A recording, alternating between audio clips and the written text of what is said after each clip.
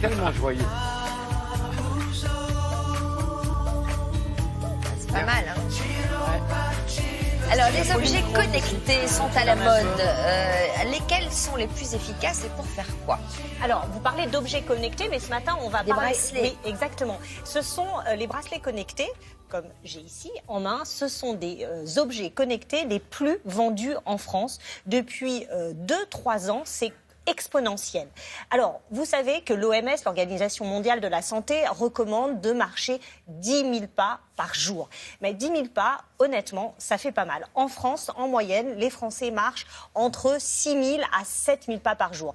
Mais 10 000 pas, il faut vraiment s'entraîner. 10 000 pas, ça fait quoi? Combien de kilomètres à peu près? Ah, je sais pas combien de kilomètres ça fait. On estime que dans une journée, en moyenne, les Français marchent entre Combien? 6 000 et 7 000. Environ 5. 5 kilomètres. Bon, À peu près, oui. Voilà, bon. Parce que les gens, par exemple, nous, on est en ville, donc on marche peut-être beaucoup plus, mais quand les gens habitent dans les milieux ruraux, ils empruntent beaucoup leur voiture, malheureusement, ou parfois leur vélo. Souvent, ils se déplacent pour aller faire leurs courses, par exemple. Ils prennent la voiture plutôt que de marcher ou prendre le vélo pour ramener les courses. C'est pas 10 000 facile. pas, c'est beaucoup quand Oui, même. c'est pour ça que je vous dis que c'est difficile à Mais faire. alors, comment on compte? Alors, on compte justement. Donc, pourquoi les marchés, les bracelets connectés explosent? C'est à cause, entre autres, de l'OMS pour que les gens se bougent. Et on les Alors, il y a incite des à bouger. applications sur le portable, sur votre portable, quand vous marchez. Alors, il y a une les applications, voilà, vous l'avez, vous pouvez être sur votre portable ou vous pouvez mettre ce petit bracelet et ça change la vie de plusieurs millions de Français et de Françaises. Comment faire le bon choix? Regardez.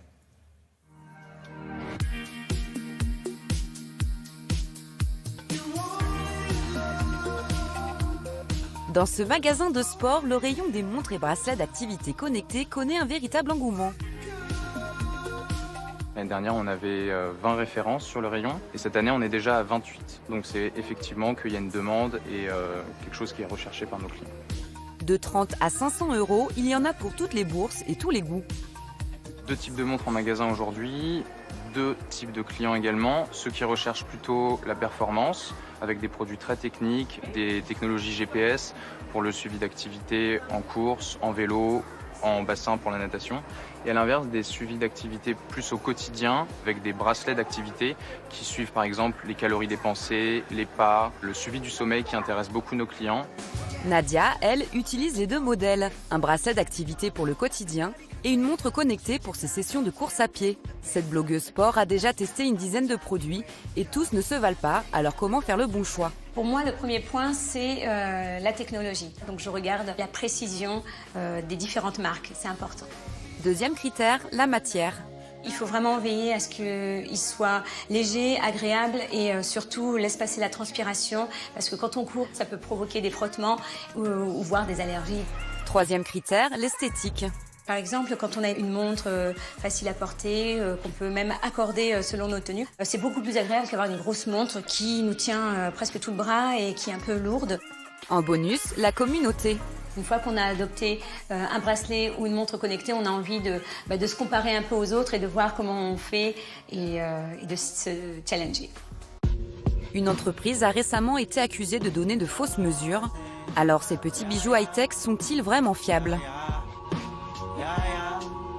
Je rassure malgré tout les gens en leur disant, peu importe, c'est un petit peu lorsqu'on compare son poids avec un pèse-personne, l'important c'est la variabilité des données, c'est pas tellement la valeur absolue. Après, pour certains niveaux de pratique sportive, on cherche la perfection, l'excellence, et là oui, on souhaite se rapprocher véritablement des données que nous on peut avoir dans le domaine médical. Donc il y a plusieurs niveaux de fiabilité au niveau de ces appareils, tout dépend ce qu'on en attend.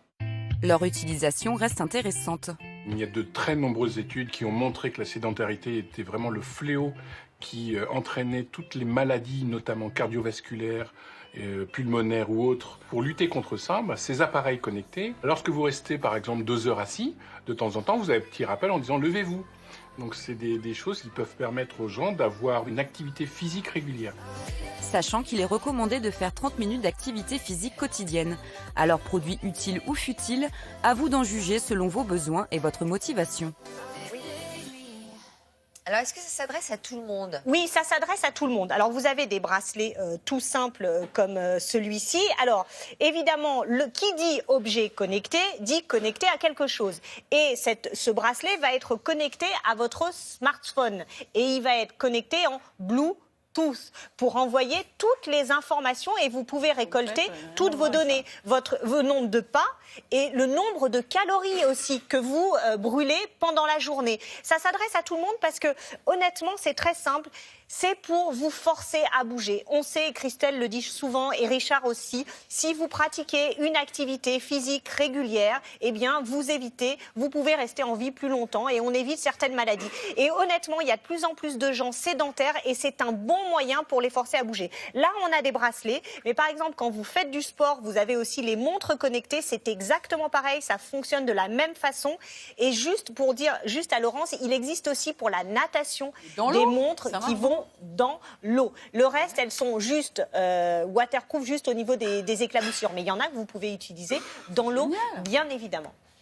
Dans l'eau et qui marche aussi quand on va courir. Exactement, et qui marche aussi quand on va courir. Voilà, il y a les performances. Super. Non seulement c'est bon pour la santé, mais c'est bon aussi pour la tête, pour l'esprit, pour évacuer les pensées négatives. C'est bon, honnêtement, c'est bon pour tout et ce n'est pas réservé à une classe d'âge. Vous avez plus de 60 ans, vous pouvez investir dans un bracelet connecté à partir de 20 €, vous en trouvez. Et en plus, ça défatigue de faire du sport. On se sent mieux après. Les endorphines, là, ça libère des hormones du plaisir.